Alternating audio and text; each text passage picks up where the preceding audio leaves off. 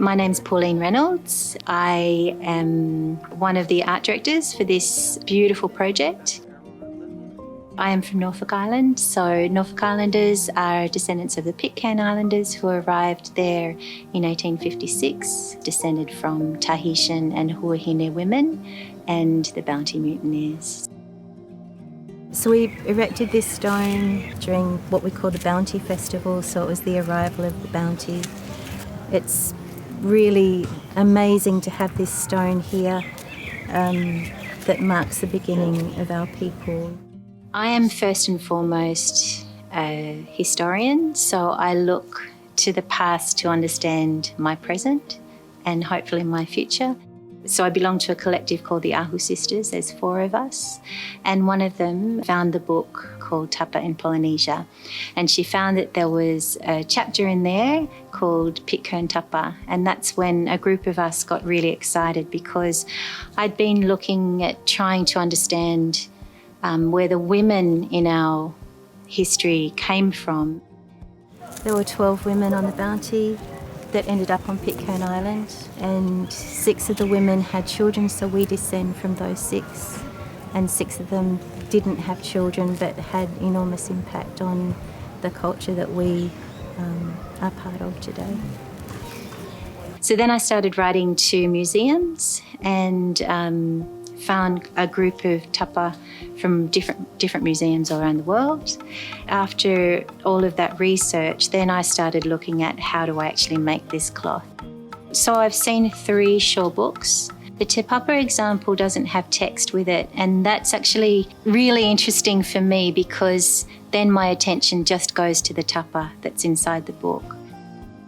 I'm more interested in the textures of tapa because I'm trying to get into the headspace of those masters in the past that made tapa. I suppose that he chose pieces that were different to each other.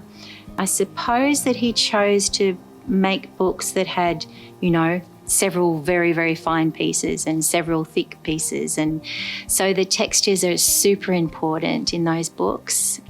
And that's what I'm really interested in because those pieces are portals into the makers' lives because they touched them. So the shore books are super important to my practice today, but they've always been important to me, even before I started actually making. They have so much worth. They're so valuable. My responses to the shore book were entirely coming from my perspective as a Norfolk Islander of who descends from particular women from Tahiti and Hawaiian.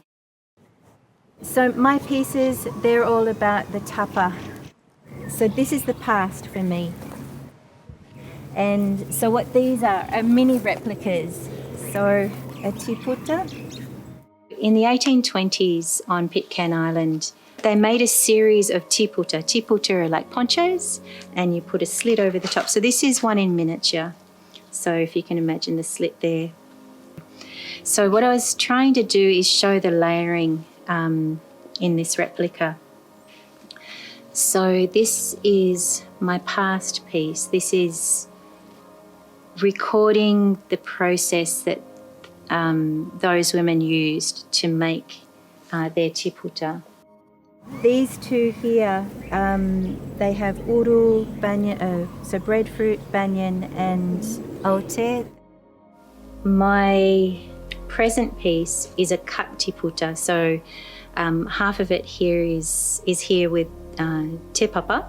The other half is at Te Whare Iamanaha, the Musée de Tahiti.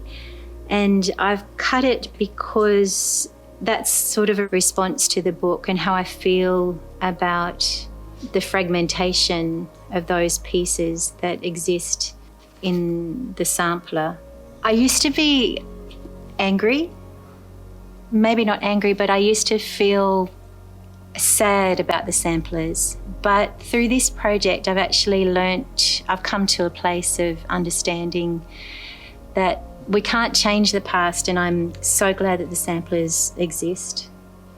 So this is about me fragmenting my culture, finding the fragments that I or other people have created and putting them back together. And that putting back together doesn't necessarily mean we can become completely whole the same way those pieces once were, but it's okay.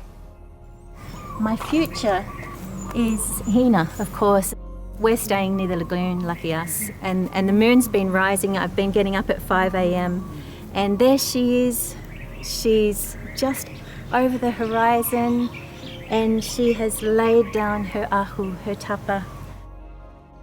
And that inspired me to think about the ahu whara and Hina's journey, because of course the project really was dedicated to Hina, and she's such an important part of this whole process.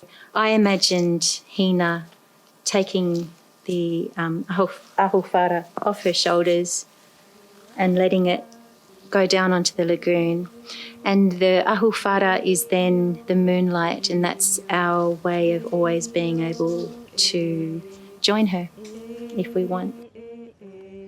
I'm excited that there's so many practitioners and museums and new systems that are allowing us to look back into the past and carry that with us to go into the future.